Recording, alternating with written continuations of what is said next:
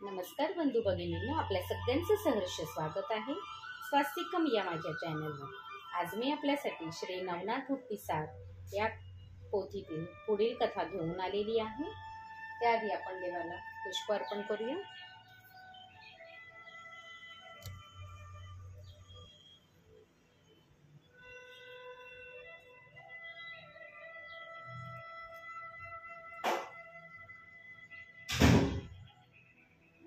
गणपतये नमो नमः, श्री सिद्धिविनायक नमो नमः, अष्टविनायक नमो नमः, गणपती बाप्पा मोरया। ओम नमः शिवाय, ओम नमः शिवाय, ओम नमः शिवाय। आई सप्तशती ओम ग्राम दत्तात्रेय नमो नमः, ओम नवनाथाय नमो नमः। नैवेद्य अर्पण करूया।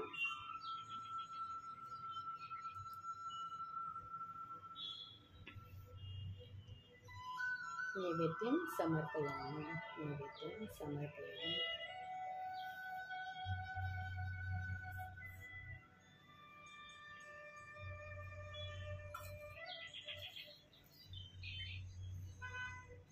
नैवेद्यं समर्पयामि, नैवेद्यं समर्पयामि।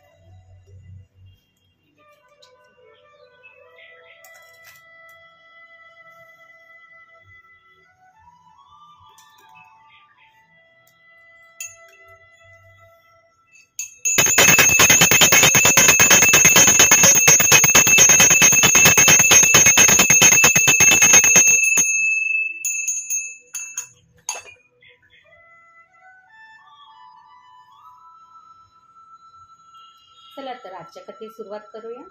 त्याआधी श्री नवनाथांना फूल अर्पण करते। पोथीस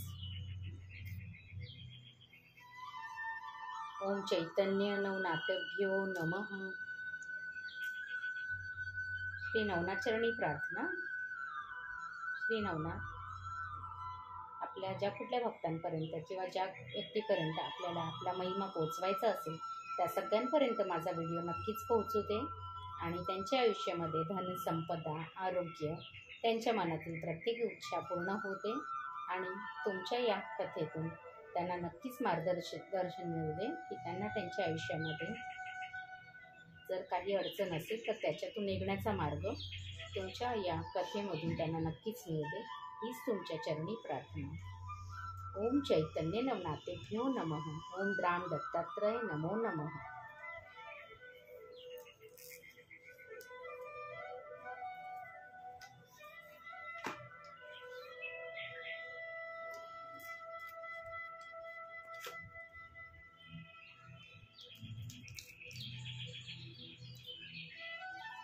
आजपासून मी 3 व्हिडिओ करणार आहे, कारण आतापर्यंत मी 26 अध्याय संपवले आणि माझं पारायण जे आहे ते 11 दिवसाचं आहे। त्यामुळे आजपासून माझे 3 अध्याय असतील, 3 अध्यायाचे व्हिडिओ, कारण हे मला 11व्या दिवशी संपुष्ट आणायचं आहे। त्याच्यामुळे आज आपण आजचा आपला 7वा दिवस आहे पारायणातला, अध्याय 27। विक्रम व भ्रतरी यांचे विवाह। भ्रतरी दत्तात्रेय भेट। श्री गणेशाय नमः, श्री सरस्वतीभ्यो नमः। विक्रम आणि भ्रतरी सख्या भावांप्रमाणे राहत असे। सत्यवती ही भ्रतरीवर पुत्रवत प्रेम करत होती। पुढे काही दिवसांनी विक्रमाने त्यांनाही ग्रामरक्षकांचे काम मिळवून दिले। त्याकाळी अवंतीवर शुभविक्रम नावाचा राजा राज्य करत होता। त्याला सुमेधावती नावाची एकुलती एक सुलक्षणी कन्या होती। ती उपवर झाली तेव्हा राजाच्या मनात तिच्या विवाहाची चिंता उत्पन्न झाली। त्याने परंपरेप्रमाणे हत्तीच्या सोंडेत माळ देऊन त्याला समारंभपूर्वक नगरात फिरवायचे आणि तो ज्याच्या गळ्यात माळ घालेल त्यालाच आपली कन्या देऊन गादीवर बसवायचे असे ठरवले। पुढे शुभ दिवस व उत्तम मुहूर्त पाहून त्याने कन्येच्या शुभविवाहाची घोषणा केली। देशोदेशीच्या मान्यकांना निमंत्रणे धाडली। नगरामध्ये उत्तम सजावट केली आणि एका भव्य हत्तीला उत्तम प्रकारे सजवून त्याच्या सोंडेत एक माळ दिली। सभामंडपात स्वयंपाकासाठी आलेल्या मान्यवरांना अवलोकन करून तो हत्ती राजपथावरून चालत एका किल्ल्यापाशी गेला आणि तेथे पहारावर असलेल्या विक्रमाच्या गळ्यात ती माळ घातली. तेव्हा सगळीकडे मंगलवाद्यांचा एकच गजर झाला. राजाने विक्रमाला सन्मानाने सभामंडपात आणले. तेथे परिचितांनी तो कुंभार असल्याचे सांगताच त्याचा विराज झाला. पण त्याचे तेज, रूप, वागणे व त्याच्या भाग्याचा विचार करता तो कुंभार असल्याविषयी तो जरा साशंकच होता. त्याने प्रधानकरवी कमठाला बोलवून त्याची चौकशी केली असता विक्रम हा सुरोचन गंधर्व व सत्यवती वर्णाची कन्या सत्यवतीचा पुत्र असल्याचे कळताच त्याच्या आनंदाचा गगनात मावेना. त्याने विक्रमाच्या राज्याभिषेक आणि त्यांना विवाह या दोन्ही मंगल प्रसंगी त्याचे आजोबा हजर असावेत म्हणून प्रधान व कमठास मिथिला नगरीस पाठवून त्यांना बोलवून घेतले. अवंतीस गेल्यावर सत्यवतीला व विक्रमाला भेटून सत्यवर्म्याला खूप आनंद झाला. मग एका शुभमुहूर्तावर विक्रमास राज्याभिषेक करण्यास आला व त्यानंतर त्याने सुमेधावतीशी विवाह केला. या प्रसंगी सत्यवर्ण्याची आपल्या नातवाला आपले राज्याचं आदन म्हणून दिले. अशा प्रकारे नगरवेशीवर पहारा देणारा विक्रम दोन्ही राज्यांचा स्वामी झाला. त्यासमयी भ्रतरीमुळेच आपला भाग्योदय झाला म्हणून विक्रमाने त्याचा मोठा गौरव केला आणि त्यांना युवराजपद दिले. ते दोघे परस्परांच्या विचाराने व एकमताने राज्यकारभार पाहू लागले. त्यानंतर काही दिवसांनी शुभविक्रमाच्या प्रधान सुमती याच्या मनात आपली कन्या पिंगला हिचा विवाह भ्रतरीशी करून द्यावा असा विचार आला. त्याने आपला मनोदय विक्रमाला कळवला. त्याने भ्रतरीशी बोलणे करून विवाहाला त्यांचा होकार मिळवला आणि प्रधानास बोलवून मुहूर्त काढण्यास सांगितलं. त्यावेळी त्याने विक्रम, कमठ व सत्यवती यांच्याकडे भ्रतरीविषयी चौकशी केली असता कोणीही त्यांच्याविषयी समाधानकारक माहिती देऊ शकले नाही. तेव्हा त्याने भ्रतरींनाच त्यांचे पूर्ववृत्त विचारले. त्यांनीही त्याला प्रांजळपणे सर्व इतिवृत्त सांगितले. पण प्रधानाला ते खरे वाटेना. त्याने विवाहप्रसंगी आपला पिता सूर्य यास बोलून घ्या अशी विनंती केली. तेव्हा त्यांनी प्रासादाच्या अंगणात जाऊन सूर्याला तेथे येण्याचे आवाहन केले. त्यावेळी आपला पुत्र आपल्या भेटीची इच्छा बाळगून आहे हे कळताच सूर्य त्यांच्या सन्मुख प्रकट झाला आणि सर्व वृत्तांत जाणून घेतल्यावर प्रधानास म्हणाला, भ्रतरी हे माझेच पुत्र आहे. त्याच्याविषयी शंका घेऊ नकोस. यांना आपली कन्या दे. हे लग्नकार्य यशस्वी होईल. विवाह वरपिता असावा ही तुझी इच्छा योग्य आहे. पण माझा ताप लोकांना सहन होणार नाही म्हणून आग्रह करू नकोस.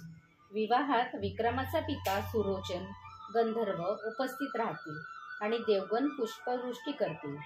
ते ऐकून त्याचा सर्व संशय फिटला.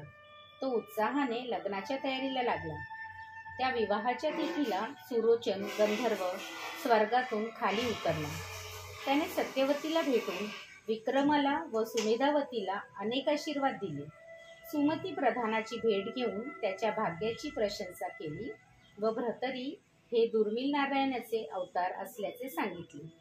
मग ठरल्या मुहूर्तावर भ्रतरी व पिंगला विवाहबद्ध झाले. त्यावेळी वधूवरांना आशीर्वाद देताना स्वर्गस्थ देवांनी पुष्पवृष्टी केली. तो आनंद उत्सव 5 दिवस चालला.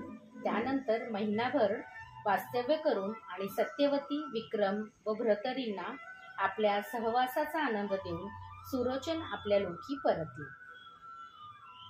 भ्रतरी दत्तात्रय भेट. पिंगला सद्गुणी व सुंदर होती. तिच्या प्रेमपाशात भ्रतरी इतके गुरफटले होते की तिच्याशिवाय त्यांना क्षणभरही चैन पडत नसे व तिच्याशिवाय काही सुचेलही नसे. आपले 1200 बायकांमध्ये त्यांना तीच सर्वाधिक प्रिय होती. अशा प्रकारे सुखोपभोग घेण्याचा व प्रपंच करण्यात त्यांचे अर्ध आयुष्य खर्ची पडले. ते पाहून सूर्याच्या मनात जन्म सार्थक्याविषयी मोठी चिंता उत्पन्न झाली. त्याने दत्तप्रभूंची भेट घेतली आणि भ्रतरीच्या प्रपंचाविषयी सांगून त्यांचा उद्धार करण्याची विनंती केली. त्याचे म्हणणे मान्य करून दत्तप्रभूंनी त्याला निरोप दिला. त्यानंतर एके दिवशी भ्रतरी व त्याचे सैन्य शिकारीसाठी अरण्यात गेले असताना तहानेने व्याकुळ होऊन इतहच भटकू लागले. तेव्हा दत्तप्रभूंनी जवळच एक मायावी सरोवर उत्पन्न केले. तहानेने प्राण कंठाशी आलेले भ्रतरी पाणी पिण्यासाठी तिथे गेले. तेव्हा दत्तात्रेयांनी त्यांना अडवले व म्हणाले, तुम्ही कोण? तुमचे नाव काय? तुमचे माता पिता गुरु कोण आहेत? अर्थात तुम्ही त्यांच्याविषयी न सांगताच पाणी प्यायलात तर तुम्हाला मरण येईल. तेव्हा त्यांनी आपली माहिती सांगून अद्याप गुरु केल्या नसल्याचे सांगितले व तुम्हीच मला अनुग्रह द्या अशी विनंती केली. दत्तप्रभूंनी त्यांना 12 वर्षे तपश्चर्या संकल्प करायला सांगितलं. त्यावर ते म्हणाले, माझी संसारातील कर्तव्य अजून बाकी आहे. ती पूर्ण करण्यासाठी मला 12 वर्षे प्रपंच करण्याची अनुमती द्या. त्यानंतर प्रपंच त्याग करून मी तपश्चर्या करेन. त्याला संमती देऊन दत्तप्रभूंनी त्याच्याकडून तसा संकल्प करून घेतला. त्यांना मंत्रोपदेश दिला आणि आपली ओळख सांगितली. त्यासमयी दत्तप्रभू आहेत हे कळताच भ्रतरींना फार आनंद झाला. त्यांना वंदन केले. तोच ते अदृश्य झाले. तेव्हा तृषा व्याकुळ भ्रतरींनी त्यांना आर्त धावा करताच प्रभूंनी कामधेनू व भोगावती नदीस तेथे पाचारण करून त्यांच्या सर्व सैन्याच्या अन्नपाण्याची व्यवस्था केली. ते पाहून त्यांचे हृदय भरून आले. श्रीगुरूंचे स्मरण करून ते अवंतीकडे निघाले. तेव्हा भोगावती व कामधेनू स्वस्थानी परतले. अध्याय 27 समाप्त. श्री दत्तप्रभू पर्णमस्तु. शुभं भवतु, शुभं भवतु, शुभं भवतु.